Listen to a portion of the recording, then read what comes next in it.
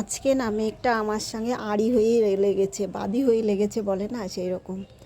আজকে সকালে অনেক ভালো রোদ উঠেছে দেখে আমি অনেক জামা কাপড় কাচলাম। মেয়ের অনেক জামা মানে পালা পড়ে গেছিলো, প্রত্যেক দিন ওকে পরতে যেতে হয়।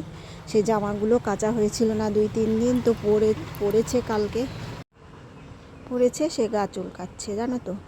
সকালবেলায় হ্যালো এভরিওয়ান, আমি মমতা চলে এসেছি প্রত্যেক দিনের মতো ব্লগ ভিডিও নিয়ে। তো কেমন আছো সবাই? আশা করছি ভালো আছো। তো প্রত্যেক দিনের মতো সকালবেলায় আমি ছোলা ভিজানো ছোলা, বাদাম, কাঁচা বাদাম আর তার সঙ্গে কয়েকটা আমন্ড বা কাঠবাদাম ছিল, তো সব সকাল সকাল আমরা এগুলো খেয়ে নিই। আগের দিন ভিজিয়ে রাখি, তারপরে সকালের বেলায় খেয়ে নিই। তো অনেকগুলো জামা কাপড় কেচেছিলাম বললাম, তো চান করার আগে সেগুলো আমি ছাদে মেলে দিয়েছিলাম। চান করার আগে দুবার তোলা হয়ে গেছে, তারপরে পালা দেওয়া ছিল ঘরে। দেখো আবার আমি চান করে উঠে আবার সেগুলোকে মেলছি। একটু রৌদ্র উঠেছে দেখে আবার মেলে দিচ্ছি। আবার কি বলো তো, আজকে গমগুলো দেখলাম, অনেকগুলো গম কেনা হয়েছিল, দেখলাম যে পোকা লেগে গেছে। সেইগুলো ছাদে দিয়েছি, কারণ তোমাদের দাদাভাই আজকে, আমার হাজব্যান্ড আজকে বাড়ি ছিল, সেই জন্য ভাবলাম যে গমগুলো রোদে দিয়ে দিই। রৌদ্র যখন হচ্ছে, ও বাবা কতবার যে বৃষ্টি হচ্ছে আজকে। প্রত্যেক অন্যান্য দিন 2 ঘন্টায় একভাবে রৌদ্র দেয়, আর আজকে যে আমাকে কাচতে দেখে আর গম রোদে দিতে দেখে বাদী হয়ে লেগেছে মেঘ আমার সাথে।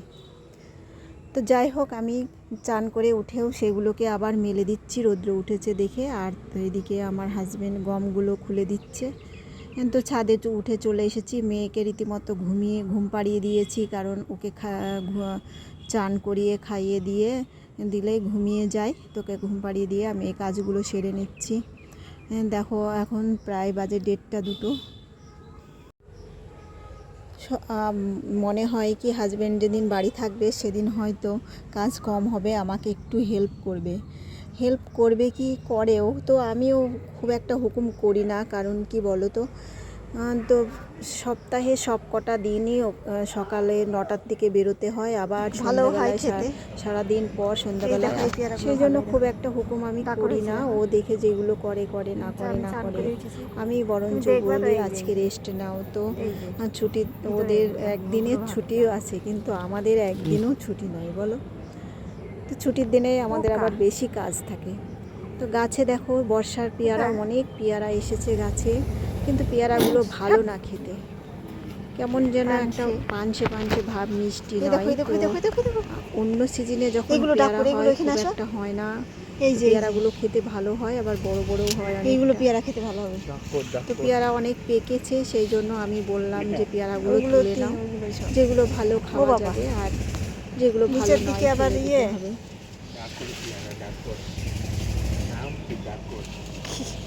ওইটা পারা পেয়ারাগুলো কিন্তু দেখতে ভালো লাগছে, তো খেতে খুব একটা ভালো নয়। এই দেখো এইটা পারা, তবুও তুলে নিলাম। পেয়ারাগুলো গাছে ভালো লাগে, পাখিতে খেয়ে নিচ্ছে। পাকা পেয়ারা, কয়েকটা পোকাও হয়ে গেছে। তো জামাগুলো মেলে দিয়ে দিলাম। আবার মেঘ করেছে, দেখো আকাশ একটু পরিষ্কার হচ্ছে, আবার সূর্য দেখা দিচ্ছে, আবার আরেকদিকে মেঘ করেছে। তো তবুও আমি মেলে দিলাম জামা কাপড়গুলো, যা একটু শুকাবে। আর এদিকে গমগুলোও দিয়ে দিয়েছে। গমে কালো পোকা হয়ে গেছে। গম কিনে রাখা হয়েছিল, বস্তাতেই ছিল, রোদে দেওয়া হয়েছিল না সেই জন্য হয়তো পোকা লেগে গেছে। আকাশটা দেখো কত সুন্দর পরিষ্কার নীল আকাশ দেখা যাচ্ছে এখন। রোদ আর খানিকক্ষণ পরেই আবার দেখো কেমন কালো মেঘ। ঘরে গিয়ে আধ ঘন্টাও বসিনি, কিন্তু তারপরে আবার আমাকে ছাদে উঠে আসতে হয়েছে। আবার বৃষ্টি নেমেছে, তো আবার চলে এসেছি দৌড়াতে ছাদে। আমি শুধু আধ ঘন্টা বসেছি, এই যা। তো দেখো গমগুলো ভিজে কি অবস্থা, ভেজে নি, টুপটাপ করে পড়ছে জল, সেই সময়টাই আমি চলে এসেছি। তো ভিজে যাবে দেখে, তো টুপটাপ করে পড়ছে, মেঘ কালো হয়ে এসেছে। ভাবছি যে কি করব, তুলবো নাকি। মোটা জামা কাপড়, মেয়ের জামাগুলো শুকায়নি, কিন্তু কাপড়গুলো শুকিয়ে গেছে, হালকা পাতলা সেইগুলো শুকিয়ে গেছে। তোমাদের একটু গান শোনাই, দেখো কত সুন্দর গান হচ্ছে, ফুচকাওয়ালা যাচ্ছে। এই আমি ছাদে এসেছি, এত সুন্দর আবহাওয়া বৃষ্টি হওয়ার পরে। এখন খুব সুন্দর লাগে বৃষ্টি হওয়ার পরে যে বাতাসটা হয়। তো ভেবে চিন্তে আমি তুলেই নিলাম। তো বৃষ্টি চলেই আসবে, মেঘ কেমন কালো অন্ধকার হয়ে গেছে, সেই জন্য আমি তুলেই ফেললাম, কিছু করার নেই। তো নিয়ে ঘরে দেখি মানে হাফ হাফ শুকিয়েছে, জলটা ঝরেছে, তো ঘরে মেলে দিতে হবে। তো অন্য দিন বেশ রৌদ্র দেয়, এখন আজকে দিনটা আমার সঙ্গে ওই জন্যই বলছি মেঘ আড়ি হয়ে লেগেছে।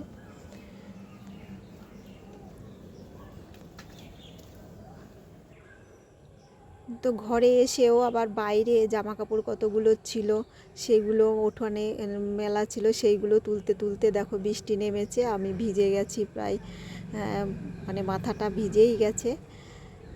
তো আজকে দুপুরের সময়টা তোমাদের সঙ্গে একটু শেয়ার করলাম, কেমন লাগলো বলো। সবাই ভালো থেকো, টাটা।